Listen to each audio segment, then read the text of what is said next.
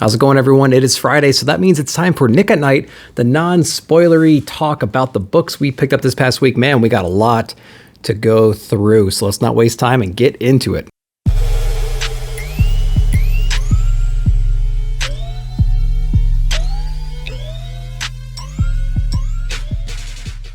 Guys, welcome back to Nick at Night. If this is your first time here, go down and hit the subscribe button, hit that like button. I do non-spoilery talk about the books we picked up. I go over some high-level details, but if there's any major reveals or major plot point things, I'm not going to go over that. Go over, just basic stuff, art, what my general impressions were.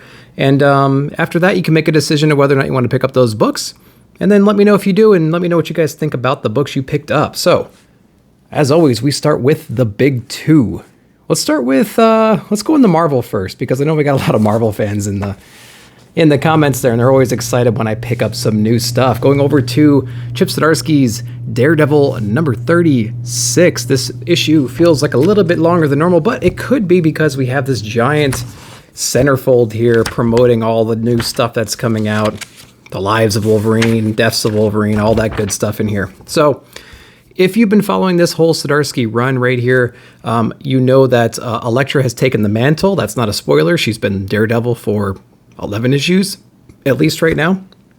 So the last issue was kind of the big battle issue. We got through that. There's some casualties on both sides, some revelations kind of on both sides, and everyone's just trying to figure out what the next steps are. So this is basically a catch-up issue. We're kind of touching base with everybody. Matt's out of prison right now. He's kind of getting acclimated back into the real world. Elektra's still Daredevil. What kind of lessons did she learn? What kind of lessons did Daredevil learn? What about Kingpin? What about some other people that have been in the run itself? So this is just a giant catch-up issue. It was kind of nice. Not a whole lot goes on. We get some pretty cool events in there that I didn't really see coming. They kind of planted the seeds. I didn't realize they were going to execute on some of those things in this book. So that was really fun. And then, of course, it wouldn't be one of these kinds of issues unless it kind of left us with a nice little cliffhanger at the end. So it kind of sets the stage. We kind of get an idea of where this might go towards the end of this book. If you're like me and just started reading Daredevil in this Zdarsky run, then you might not know the impact of the very last few pages right here. Is this like the first time this has been known? If you read the book, you'll know what I mean.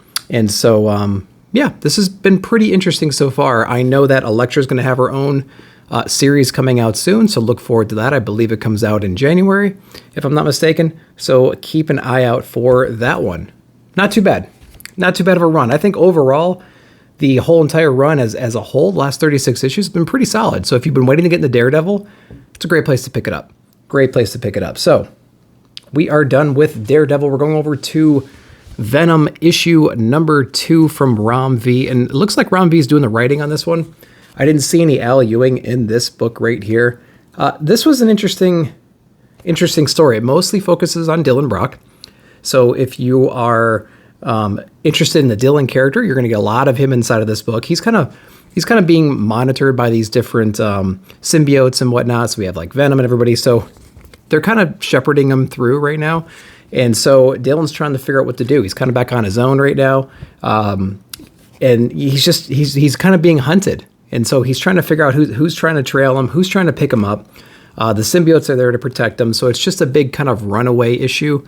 And we have some people that he kind of teams up with here and there towards the end. And so it's pretty interesting. I do like a lot of the action scenes. The art is kind of hit or miss. I feel like it's not as great as what we're used to.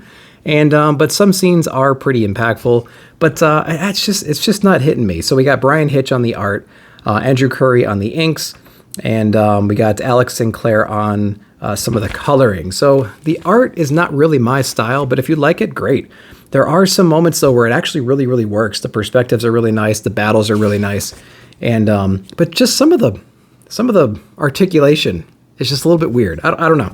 Let me know what you guys think about that. I love the cover. Tell me if this is a rip off of another cover, because I feel like this has been done before. This perspective, this kind of thing. Let me know. Let me know down below, because it's killing me.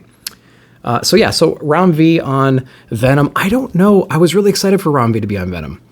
I don't know if I want him writing Venom now, but I'm only 2 issues in. I'm not gonna say that. I'm gonna hold my judgment until the end, because Ram V's amazing at some other books, and I don't know. I don't know if I want him on that book. We'll see. We'll see if his voice really shines through.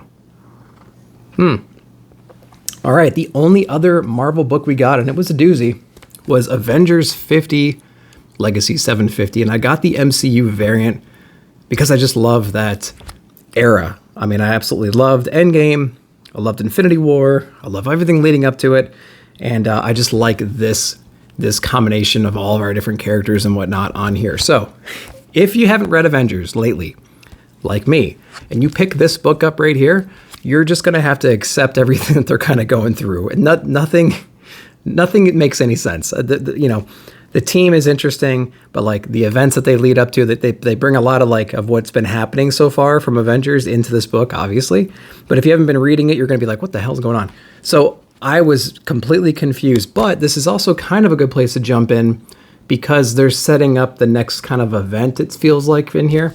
There's another team. There's like there's a villain team that kind of assembles here, and we know who the leader of the team is, and we know kind of how they're deciding to take everything out. And so it's pretty interesting. It's interesting. It's like a bad place to jump in, but a good place at the same time from my perspective. So if you're into Avengers or want to be into Avengers, you can pick this up. You're going to be lost. Work your way through it. It's a thick book. It's going to take some time. Work your way through it, and then I think you're going to be fine. I think it catches you up pretty well to what's been going on. I was spot reading Avengers here and there, especially with like the Moon Knight stuff in like the 30s, somewhere around there. And it was pretty interesting. The art's not bad. It's not really my style, but it does focus on some characters that I normally don't know or don't read. And that was really cool. So Avengers issue number 50. So that's it for my Marvel books. Let's go into DC next. Let's go into Wonder Girl issue number 5, that Jenny Frison cover. You love Jenny Frison covers. I want Jenny Frison to kind of branch out. I want her to do like Elektra number 1's coming out soon. That would be an awesome cover. I want her to do other things like that. We've got a ton of Catwoman and Wonder Woman, which have always been fire, but I want some other characters. So that would be really cool if she did that. So Wonder Girl, if you've been reading Wonder Girl so far, she's essentially being trained to kind of in Mount Olympus to be a god, right? She's been training. It's been a giant training montage. People are trying to track her down. They're trying to make sure she's okay. Is she a threat? Is she not? So we got all these different people realizing that Yara has some potential. And so she's being trained in Mount Olympus. This is kind of her graduation moment here. It doesn't quite go according to plan. And we kind of see the repercussions of that event right there, which I thought was pretty cool. We do get a little bit of a side story about some of the history of the Amazonian women and stuff. So it is pretty interesting. I don't know anything about the history of that. I need to get with Magic Lasso probably and have him kind of explain to me the history behind the different factions and the split off groups from Themyscira. It was pretty interesting. I did like it a lot. I think if you've enjoyed the last few issues of Wonder Girl, this kind of just carries that momentum forward. And I've been enjoying it enough to keep picking it up every single issue. So that's my thoughts on Wonder Girl issue number 5. Now, I kind of went in that order a little bit on purpose, although I might do one more book before I get into all that nonsense.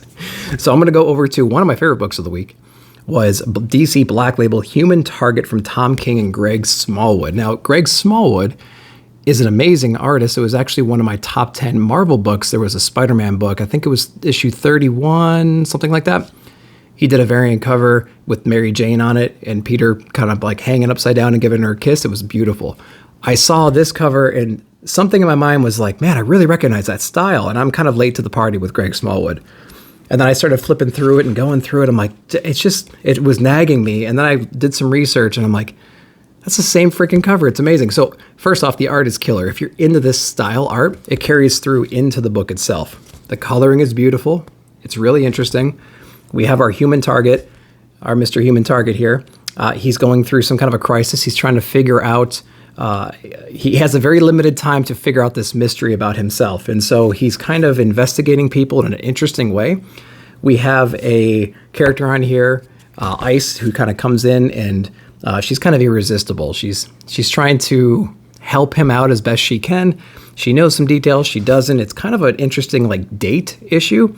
They kind of go out. He kind of digs a little bit. He gets some information. She kind of digs into his past a little bit too. And they just kind of try to get to know each other. And then we kind of get a revelation about how this whole meeting got together, which I thought was interesting. There's one little inconsistency that I think I found in this book. I'm anxious to talk about it with other people once they read this. So far, I think this book is killer so far. I love it so far. I don't know anything about Human Target. Tom King's knocking it out of the park. One of my favorite reads from DC. So I waited and I saved all these Bat Universe books until the end on purpose. So if you are into the Bat stuff, let's go over Detective Comics. Not Detective Comics, Batman the Detective. Have to be very clear about that. This is issue number 6 of 6. We have a Tom Taylor book here. Tom Taylor's doing some really great stuff across the area. So Detective is a great escape from Gotham. If you like Batman, you like that world, you like that detective aspect, you like the resourcefulness, you like a confident Batman, one that's not just being taken out but has a credible threat still, get The Detective. The Detective is only 6 issues. Tom Taylor's writing it. The art is really cool. It's not, Bruce Wayne looks differently. He looks a little more beefy. He looks a little more rugged than what we're seeing inside of the main run or Detective Comics or whatnot. So it's a cool style too. He's kind of, it's just a cool style. I think you'll see it when you hear it. So the main idea is there is actually a group of people, I'm not going to spoil too much, but there's a group of people who are trying to undo Batman's legacy. So if Batman, for instance, saved, I don't know, there was a bomb on a bus and he disarmed the bomb. He saved all those people. Well, there's a group of people who are tracking all these people that he saved, and then they're killing them. And so they're basically trying to undo all the good work that he's ever done. And so it's a pretty interesting thing. Of course, this book has a couple of the classic tropes of there's other super skilled people out there that Bruce Wayne has run into throughout his career to help train him. There seems to be these people everywhere. There's like a Ghostmaker. There's this Descartes guy right here. There's all these other Ra's al Ghul. It seems like every once in a while we get introduced to another mentor or to another partner or something like that he had while he was training away from Gotham. And this is one of those books here. Perhaps this guy's got a long history with Batman and I just don't know it. That could be the case too. Let me know down below. But Batman's extremely resourceful in this one. He's away from Gotham. He's handling business over here. He's trying to undo this group of people. And it is awesome. I really, really do enjoy this book. So if that sounds interesting to you, go ahead and pick it up. It's only 6 issues. Tom Taylor's writing it. I think you're going to enjoy that one. If you're into the Bat stuff and want to get out of Gotham, if you want to stay in Gotham, then you're going to be reading books like Fear States and Gotham Annual or Batman Annuals and all sorts of stuff. So the first one I'm going to go over is Batman 2021 Annual here. If you're a Ghostmaker fan, this is your book. Batman and Ghostmaker are kind of cleaning up the streets right now. They're handling some low-level criminals. It's all good. Ghostmaker kind of goes into his history about, he challenges Bruce and says, hey, what's one of your greatest moments, greatest achievements or whatever? Of course, Batman being very stoic and very whatever, he's not going to really divulge that, but Ghostmaker's proud to do that. So he goes into this long story about one of the hardest times he's had with these certain villains. It was like just floors of chaos that he had to work his way through. And he was, of course, beaten and broken, but he overcame it. And it was really interesting. And so it's really, really a Ghostmaker heavy scenario here. And then it kind of goes into Ghostmaker's origin as well, which I thought was really interesting. So if you're into Ghostmaker, you get to hear about a really, really crazy event that he went through. And then you get a reason for him being kind of this way. What kind of motivated him? What put him in that direction? So I thought that was cool. Now, the event that he covers in here was actually the short story that we were getting on, I think it was the end of Batman or something like that. There was a few pages towards the end of him infiltrating this illegal trading route creator, right? So that was kind of interesting that they kind of closed the gap there and they kind of give the origin for that in here. So I really did enjoy that part. If you're not into Ghostmaker at all and you really don't care, you can save $6. And there's nothing in here about Fear State, so don't worry about that. So that's what I thought of that. Now, Fear State Omega #1, which has got that awesome cover. I like that B cover there. I believe that's the B. Yep, that is the B. I like that one a lot. This one here is also from Tynan. Federici's on the art. And we do get a lot of information in here about the current state of Gotham. It's our classic touchpoint thing. It's kind of like Daredevil. They use an interesting technique to explain what's happening right here. They're using like a transportation of Scarecrow to help narrate what's going on, kind of catch everybody up. I thought that was cool. There's a little bit of vibes in here from Dark Knight, Batman the Dark Knight, the Christopher Nolan movie, which I thought was pretty cool. So I think I immediately got that vibe in here, but it doesn't go quite the same when they're transporting people. So they use an interesting way of kind of catching everybody up. The art is pretty solid. They touch base with pretty much everybody. Clown Hunter, Ivy, Gardener, Peacekeeper, Scarecrow. They touch base with a lot of people. And even Ghostmaker too. And Punchline and everybody else. So if you kind of want to get caught up, kind of understand where everybody is at this moment after Fear State, this is the book for you. I think it's a one-shot, so, there's low investment, but it is $6. It's $6. It's not any longer than a regular book, but it's got some cool art, and it's got some interesting narrative and a cool cover. Cardstock. What can you say? What can you say? So as far as the Bat books go, Detective's great. Annual, you can probably skip unless you just really want to know everything about Ghostmaker. And then Fear State Omega. If you've been reading all of Fear State, you probably just need a little bit of closure, and that's what that issue gives you. All right, so we are going to go into the indies. Before we do that, I need some more coffee, man. All right, we got a stack of indies too. Super happy. So I got all those books, and then we got our Diamond shipment in later, and Diamond delivers all your indies, your Booms, your Image, and all that stuff. So I'm glad we waited. Your Aftershocks, your Upshots, everything like that. So one day they're going to wise up and go over to Lunar or Penguin. Okay, so we're going to go over to Image Comics because we got a bunch of great stuff from Image. We have Magic Order issue number 2. This is volume 2, issue number 2. If you're not reading Magic Order and you enjoy magic, if you enjoy like Harry Potter in a more adult sense, this is your book. This is your book right here, and you should be reading it. Now you have to read volume 1 first because this is all the same characters. And it's like the progression. So you're not going to really understand a whole lot. You could, I guess, read this and just kind of brush it off and not really care about the origin of the Magic Order. But you're going to lose a lot of context. So I would do that here. So the Magic Order is essentially the name or the house of the good guys. And so they've made a lot of enemies in volume number 1. So volume number 2, there's a lot of guys around that are trying to take them out. And that's essentially what's going on here. We get some people we got some villains that are teaming up, and the way that they team up here, they have to kind of sacrifice something, and it's just insane. When you're turning the page, you're like, I can't believe that's the ritual, or I can't believe certain things happen. Or there's like protection spells around mob bosses that are just crazy, and they're so inventive, and I really, really enjoy that. So if you're into the Harry Potter stuff, but you want an adult twist to it, and you still want magic and wands and crazy stuff and things you don't expect, this is kind of the book for you here. And I was just kind of blown away. I really do like this book. So this is one of my favorite series, and I really want to reread the first volume because it's been a couple years, and I went in cold to this one. There's a couple of videos out there that recap volume 1. You can at least do that if you wanted to, but it's not the same, right? It's not the same. Volume 2, issue 2, Magic Order from Mark Millar. Really, really interesting. Another Mark Millar book was King of Spies from Image. I went ahead with the B cover because I saw a lot of the A covers, and I just like that all red cover here. So I've heard this one being described as what happens when James Bond's kind of at the end of his days, and so it is very, very accurate. If you like the spy stuff, you're going to get a lot of that in here.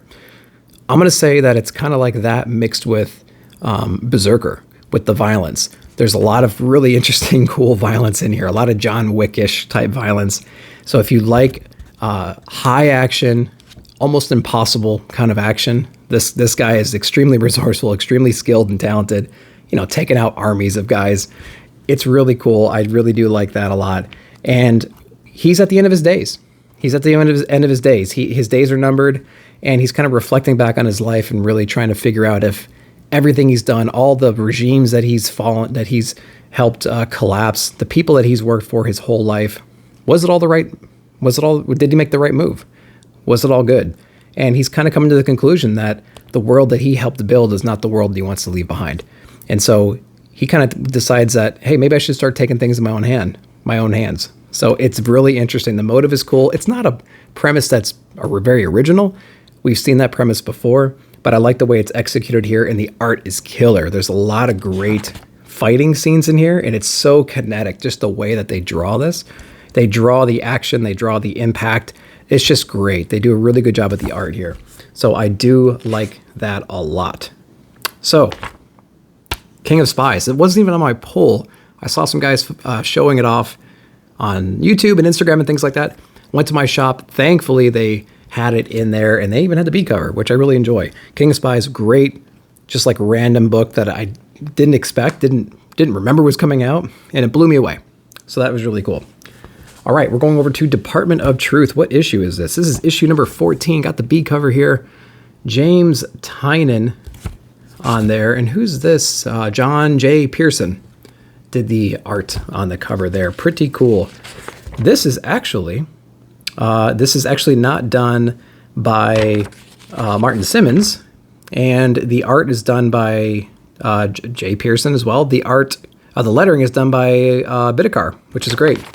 I think Bidikar is probably the best letterer in the game. Rom usually teams up with them a lot. Really enjoy that. So this one here is kind of investigating the origin of the Scarlet Woman. So we've been seeing her forever, right? We've been seeing her since issue number 1, and we're 14 issues in now.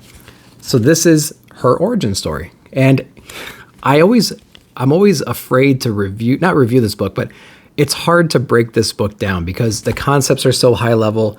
The stories are so random. It kind of pulls from like fiction and nonfiction, and it blends it together weirdly. And it must take forever for James Tynan to write these books. No wonder he's leaving Batman and doing other stuff. It's just like, my God, I can't imagine how much time it takes to actually write this book.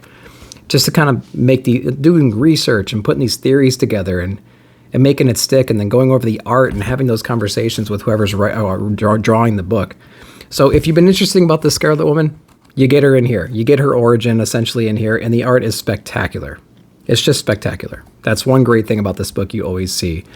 And it mainly focuses on Lee, and we actually get some Hawk in here too, which is really cool. We get a little surprise about Hawk in here, which is awesome. So I'm not going to say much more about this book because I actually can't. It would take me 4 or 5 reads to really kind of get into it. All I can say is if you're interested in her, you get an origin here. So there you go. That's all the talk I'm going to do about that one. So we're going to keep going, man. We still have a couple more Image books here. Firepower, issue number 18 from Robert Kirkman.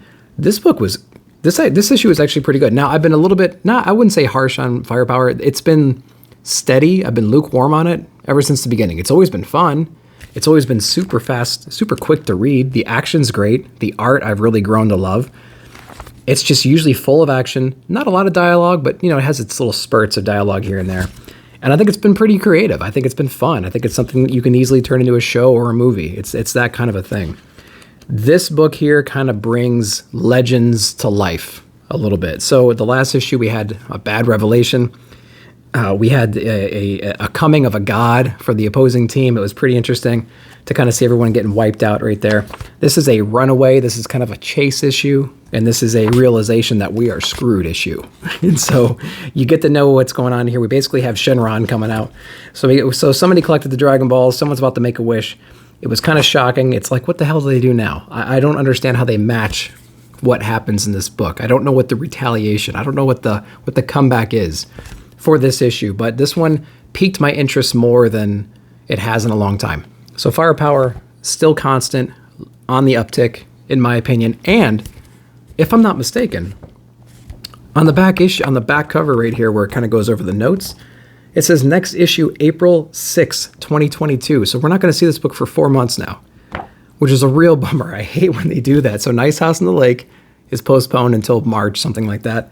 And now Firepower is not coming until April. So we're going to have to get caught up on 18 issues probably in the next 4 months again, just to kind of understand where we left off. I really hate when they do that, but it is what it is. Okay. 3 more books, 1 more Image book. The Me You Love in the Dark, Scotty Young, Jorge Corona on the art. Great issue. Conclusion to the story, leaves it a tad bit open-ended towards the end in case you're wondering of like a volume 2 potential. You get a little bit of that in here. So basically we have our girl here and she's kind of seeing the dark side, no pun intended, of this monster in the house. Now, we don't understand what the monster is. We never really get an idea. That's open to interpretation, which I'm totally fine with. We see the brutal nature of this monster, though. We see the controlling nature cranked to 11. And so she has to find a creative way to escape this guy. And I really liked, it's somewhat predictable. Once you start seeing the panels and seeing what her idea is, it kind of just, you go right along with it. You go right along with it. I will say that the art in this book, the coloring, the emotion, the dialogue, it's frightening. It's beautiful. It's haunting. And that's one of the strongest things about this. The story is really concise and distilled, and it's just kind of perfect, and the art really complements it. So if you're looking for a cool indie book, not a lot of investment needed, 5 issues, great beginning, middle, and end, this is really up your alley then. It was a blast. It was fun to read. It was really, really fun to read. So I don't know what else to say about this book. It was just great. It's great. It's a great little collection. So pick it up if you're on the fence. The Me You Love in the Dark, very, very good issue. All right, going over to Aftershock. We're done with Image. We got 2 more books. Aftershock, Campisi, the Dragon Incident, issue number 4. This is another conclusion to this story here. We got James Patrick and Marco Licati, I'm going to say, is on the art here. So if you're into kind of the pinkish, bright color, kind of color palette, maybe this will come across in here. Kind of like my background. It's got like purples and a little bit of yellow and stuff like that. If you're into that color palette, that's throughout the entire book. Essentially, the story is there were some atrocities between humans and dragons long time ago. Dragons exist in this world. There's like one left. This dragon's coming to seek revenge. Sonny, this guy in the middle, works for the mob. He's kind of like this guy that will rough you up a little bit, but he's loved by everybody at the same time. A little bit weird dynamic there. He knows everybody. He has his enemies. He has his friends. He's very resourceful. He's tasked somehow with dealing with this dragon. What is he going to do? And so he has to work with the different mobs in the area to kind of resolve this issue. And he kind of does. He kind of resolves it in this one here. They do leave it open for a volume 2, which I thought was interesting. I enjoyed this run, but it didn't blow me away. It was an interesting story. It got a little bit crazy in like issue 2 and issue 3. It got a little bit muddy here and there, I thought, but it was a fun ride. It's 4 issues. It's 4 issues. It's fun. I've never read a story like this before. Dragon's kind of invading. What are the humans going to do? He has good motivation. Everyone kind of learns a lesson in here too, and so it was pretty cool. It's kind of lukewarm for me though, but not bad. I've definitely read worse, but I'm glad I got it. I'll say that. It's only 4 issues. 4 issues. It's like card stock on here. And so I'd say as far as Aftershock goes, it's on the upper tier for Aftershock. So that is really good. Okay, last book. Last book we read, highly anticipated for me because I loved the first volume.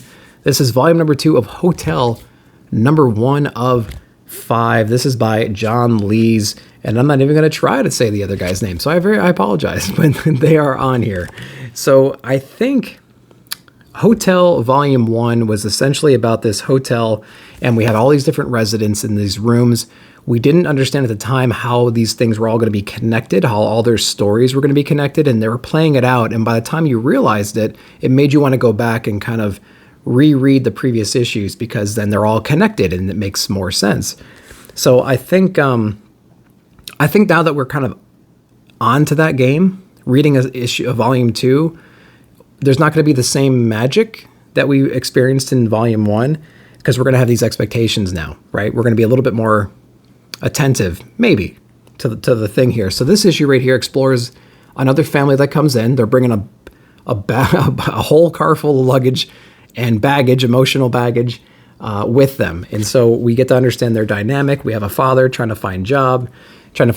We have a mom trying to hold it together. We have a daughter and a son. The daughter's kind of a free spirit, and the son's just kind of moping around and wish he had more attention because he's got a younger sister. So maybe she got more attention. So he's got a little jealousy he's working through.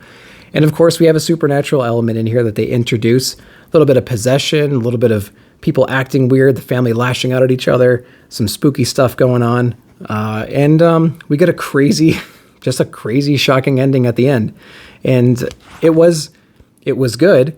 I feel like we wouldn't have gotten this story. We didn't get this kind of story in issue 1 of the first volume. So I'm not quite sure how they're going to kind of tie this together. You can definitely pinpoint a couple panels in here where if you pay attention in the next couple issues, you're probably going to know what's going on, because they do reference other rooms in this book. And so kind of pay attention to that. Pay attention to the details. Pay attention to the interactions if there's other people involved. And yeah, so it's going to be kind of cool to see how they tie this all together like they did volume number 1. So Hotell volume 2, issue 1 was a great book. So that's what I read. What I didn't read, I'm still finishing up on Friday from Ed Brubaker, and I'm still finishing up on Dark Ages issue number 3. So maybe I'll sneak those in next week, maybe. But I'm also trying to reread Saga, and I'm planning on maybe doing some Saga content here soon. So let me know if you're interested in that, trying to get caught up again. I have all the trades. I'm on issue like 10 right now, and there's somewhere like 54 issues, something like that. So I'm like a fifth of the way through. But as always, we're going to go through and pick out a few books. I'm going to say 5 books, because we got a lot of stuff. So we're going to go to 5.